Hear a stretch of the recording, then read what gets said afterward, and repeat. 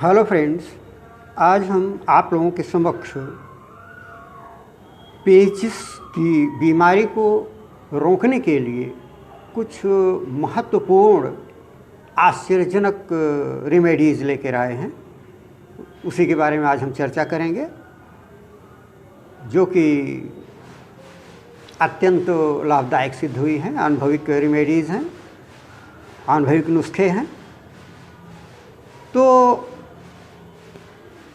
आप ये देख रहे हैं, जो ये पुष्प देख रहे हैं, ये देखिए, ये आपके गुड़हल के पुष्प हैं। देख रहे हैं, गुड़हल, देसी गुड़हल यही है। औषधि के उपयोग में यही आते हैं। औषधि के रूप में हम इसी गुड़हल के फूल का उपयोग करते हैं, इसकी पत्ती का भी उपयोग किया जाता है। ये देखिए, गुड़हल, देसी गुड़हल यही है, इसी का उपयोग करना चाहिए। जहाँ तक हो सके आप इसी का उपयोग कीजिए। देखिए, ये उसकी पत्तियाँ हैं। पत्तियाँ थोड़ा छोटी हैं, कीड़े इस समय ज़्यादा लगते हैं, तो ये पत्तियाँ हैं। इनकी पत्ती का भी उपयोग होता है इसमें, इस रेमेडी में। तो इसीलिए मैं ये आपको दिखा रहा हूँ, ताकि आप इससे परिचित हो जाएं। गुड़हल, इसे इंग्लिश में हिबिस्कस कहा जाता है। तो ये गुण इसका जो है वो बहुत उत्तम होता है। ये ग्राही होता है और शीतल होता है। ये ग्राही होता है और शीतल होता है, पित्त शामक होता है। ये पित्त का शमन करता है, अर्थात पित्त को संतुलित करता है। बढ़े हुए पित्त को ये संतुलित कर देता है। इसकी ये विशेषता है, बहुत उत्तम है ये। इसको आप केवल फूल ना समझें, ये आपका गुड़हल का फूल जो है ये बहुत बड़ी औषधि है, महत्वपूर्ण औषधि है। तो हम अब इसको आप कैसे प्रयोग करेंगे, प्रयोग विधि अब हम बताएंगे आपको। तो इसमें कोई विशेष कठिनाई नहीं है। इसमें से आप 3 या 4 फूल आप ले लीजिए। आपको बार बार जाना पड़ रहा है, आँव पड़ रहा है, जैसे दस्त बार बार लगती है, आपको बार बार शौच जाना पड़ता है। तो ऐसी स्थिति में आप इसे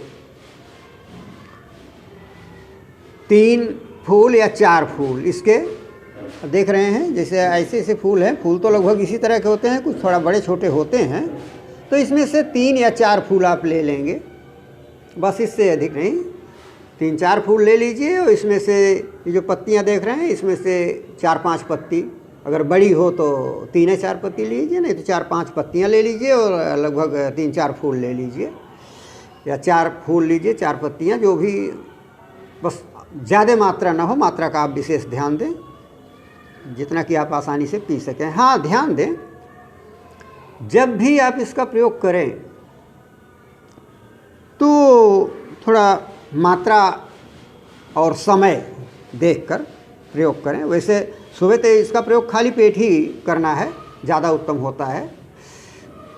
सुबह जब आप प्रयोग करेंगे तो खाली पेट ही प्रयोग करेंगे। और मात्रा तो आप जान ही गए हैं, बता दिए हम कि अधिकतम 3 या 4 फूल ले लीजिए और 4-5 पत्तियां ले लीजिए। 4 पत्तियां भी ले लीजिए मीडियम साइज़ की, और आप मिक्सर में या सिलबट्टे पर उसको पीस लीजिए। और उसका आप स्वरस बना लीजिए। वैसे आप छान लीजिए, सूती कपड़े से, हल्के कपड़े से आप छान लीजिए, तो महीन पीस देंगे। महीन पिसाया रहेगा, बिल्कुल पेस्ट की तरह बन जाएगा वो। और उसे आप पानी डालकर छान लीजिए। छानने के पश्चात आप उसमें स्वाद के लिए मिश्री मिला सकते हैं, और मिश्री मिला लेना चाहिए। तो आप मिश्री मिला लेंगे जब, तो हल्का मिठास हो जाएगा और तब आप आसानी से पी सकेंगे।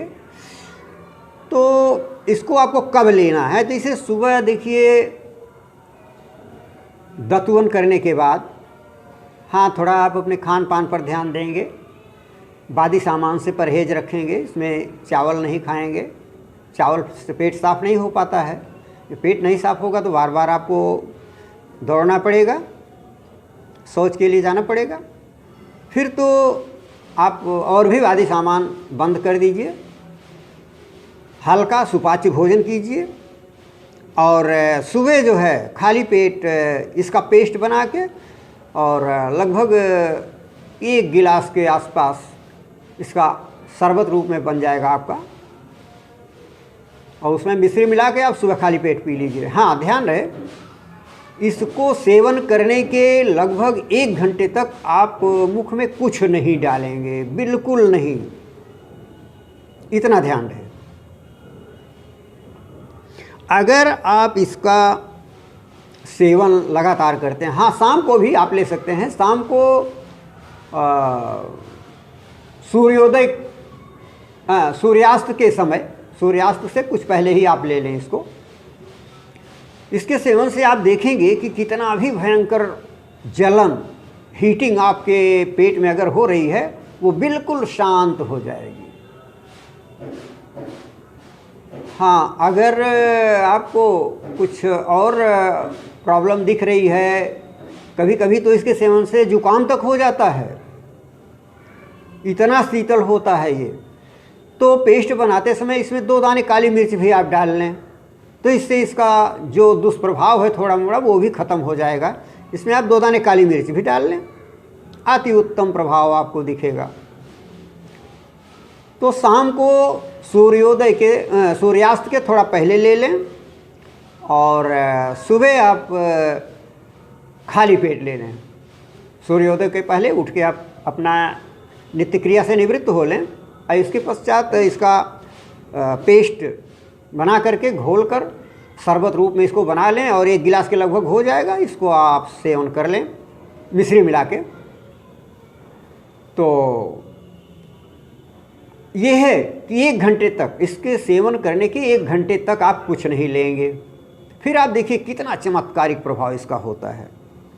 ये अनुभूत औषधि है, इसलिए मैं बता रहा हूँ। ऐसे भी लोग इसको खाते हैं, सुबह खाली पेट आप 3-4 फूल या 5 फूल वैसे चबा चबा के आप खा जाइए, देखिए बहुत उत्तम प्रभाव। ये बलकारक भी होता है, पौष्टिक भी है, तो इसे आप नज़रअंदाज न करें। इसको आप सुरक्षित रखें, इसके पौधे को, और इसके फूल का आप सेवन करें।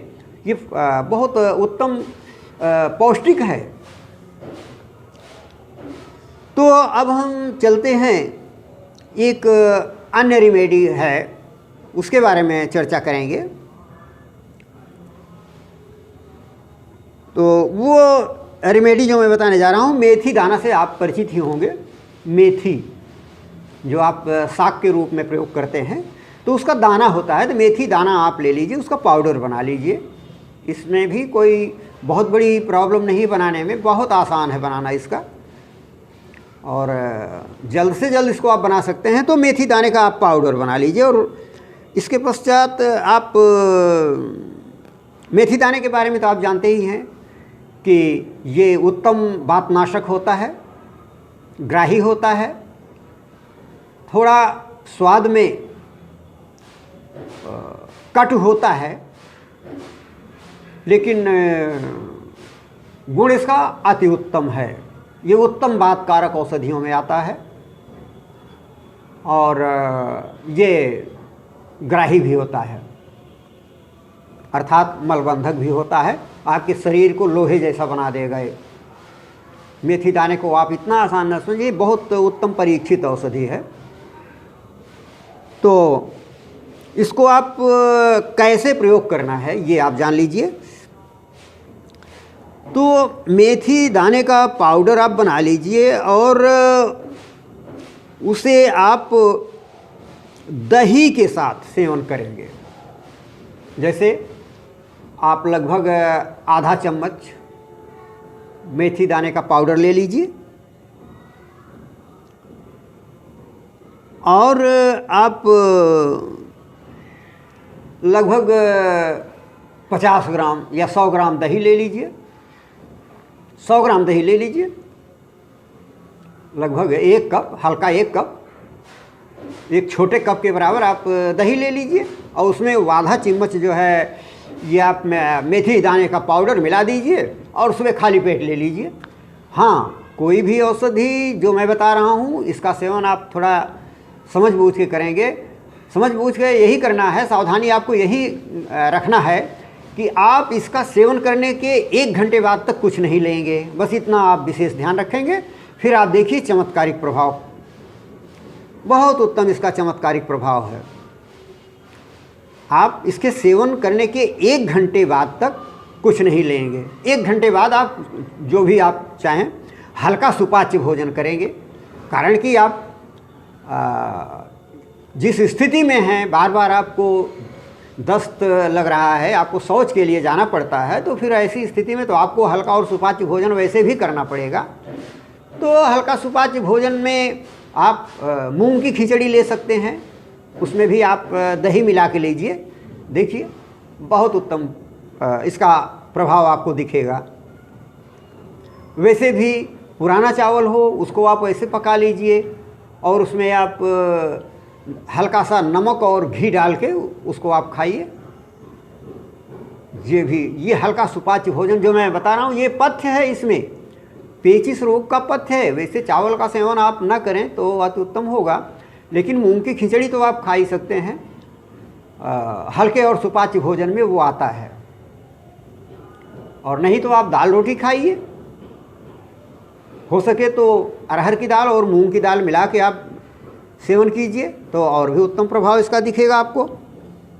तो आप इसका विशेष ध्यान दीजिए, कोई भी रेमेडी आप प्रयोग करेंगे तो उसमें तो आपको फिर सावधानी रखना ही होगा। खान पान पर आपको विशेष ध्यान देना होगा, दिनचर्या पर विशेष ध्यान देना होगा, तो उसका लाभ आपको अवश्य मिलेगा। बस हम ये चाहते हैं कि जो रेमेडी मैं बता रहा हूँ इसका आप लाभ उठाएं। हाँ, एक बात और ध्यान रखें कि आप केवल इस रेमेडी के आधार पर नहीं रहेंगे। मान लीजिए आपको इससे नहीं पर्याप्त लाभ मिलता है, फिर तो इससे आप प्रारंभिक सहायता तो ले ही लीजिए, ये तो पक्का है। हो सकता है प्रारंभिक सहायता के साथ ही आपकी पूरी बीमारी जाती रहे, समाप्त हो जाए, कारण कि ये कभी खाली जाने वाली औषधियाँ नहीं हैं। लेकिन आप केवल इसी के भरोसे न रहें। 1 दिन 2 दिन आप ले सकते हैं, इसके बाद अगर देख रहे हैं कि आपको समस्या जो है आपकी कम नहीं हो रही है या विशेष कम नहीं हो रही है, फिर तो आप किसी अच्छे चिकित्सक से सलाह लें और उसका उपचार अवश्य करा लें। तो बस आज यहीं तक। आप इसका स्वयं लाभ उठाएं, अपने साथियों में भी शेयर करें ताकि वे भी इसका लाभ उठाएं। और अगर आप पहली बार देख रहे हैं तो फिर इसको सब्सक्राइब और लाइक भी अवश्य कर दें। धन्यवाद।